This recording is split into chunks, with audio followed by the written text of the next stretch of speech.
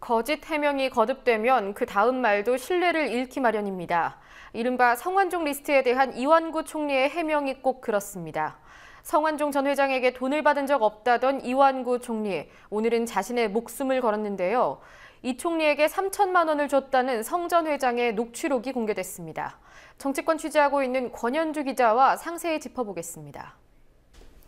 네, 이 총리에 대한 금품 수수 의혹, 이 총리는 당연히 부인을 하고 있더군요.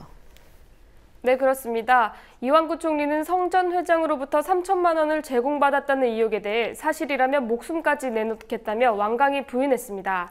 이 총리는 오늘 대정부 질문에서 만약 이완구가 망인으로부터 돈을 받은 증거가 나오면 내 목숨을 내놓겠다고 목숨까지 거론하면서 결백을 주장했습니다.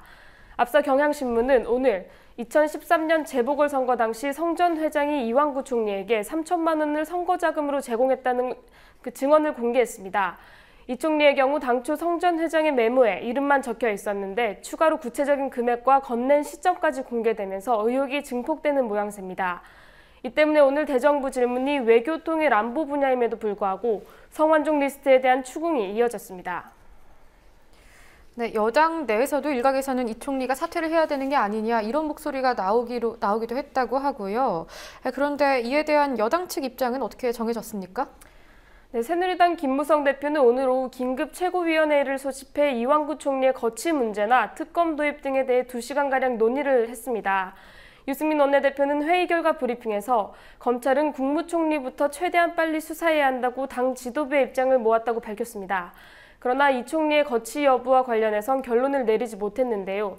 유 원내대표는 이 총리의 사퇴 여부가 논의된 건 사실이라면서도 직무정지라는 건 법적으로 없는 일이라며 총리는 계속 직을 유지하든지 그만두든지 둘 중 하나인데 그 문제에 대해선 최고위원회의에서 입장 정리를 못했다고 말했습니다. 당초 직무정지 이야기까지 거론됐지만 결국 이완구 총리의 사퇴 문제에 대해서는 당의 입장을 정하지 못한 겁니다.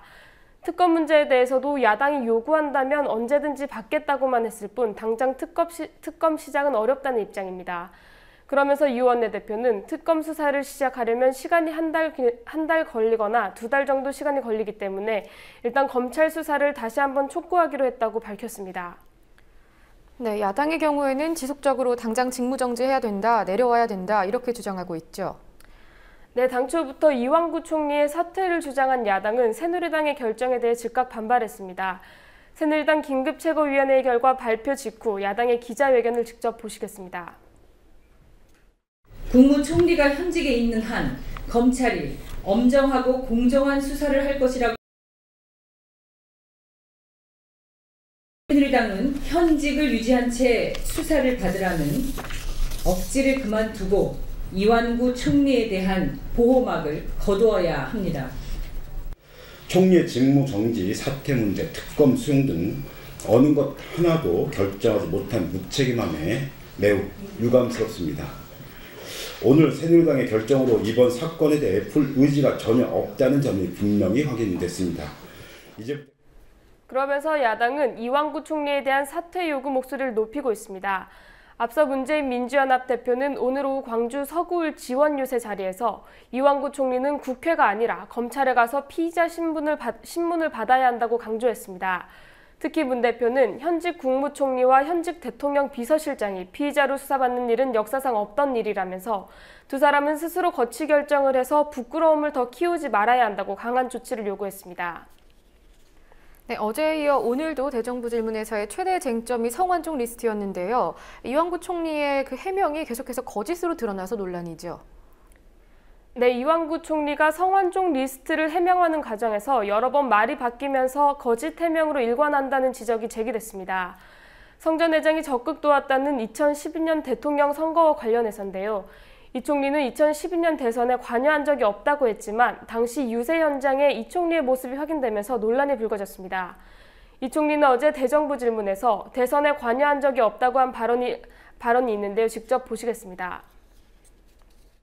그 혈액 다음을 해서 이걸 초순경에 병원에 입원을 해가지고 그해 말까지 이 투병 생활하고 있었기 때문에 2012년 4월 총선에 출마하지 못했습니다.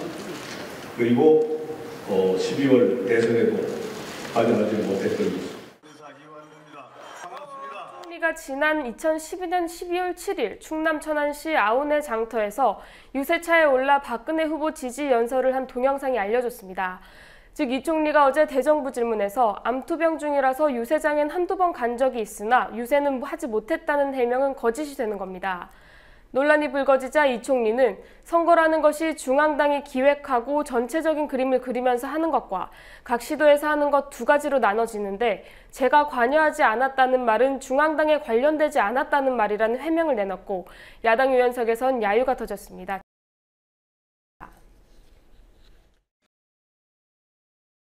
지금 이런 식으로 조금 아니 도와줬다고 하는 김성태 의원님의 질의의 진위는 대선에 당신이 관여가 됐나 하는 그 말씀인데 그 관여라고는 개념이 제가 대선에 관여해가지고 중앙당 차원에서 적극적 됐냐 그 말씀인데 병천에 가서 한 번 그리고 세종시 출정식 천안 12월 18일 연단에 올라간 것 이외에는 대선에 관여한 적 없습니다. 예. 그게 연단에 올라가면 그게 관여한 거지 뭡니까? 그래서 관여라는 것은 그걸 대선 관여 여부에 대한 이 총리의 해명이 거짓임이 드러나면서 금품 수수 의혹과 관련한 해명도 의심을 피할 수 없을 것으로 보입니다.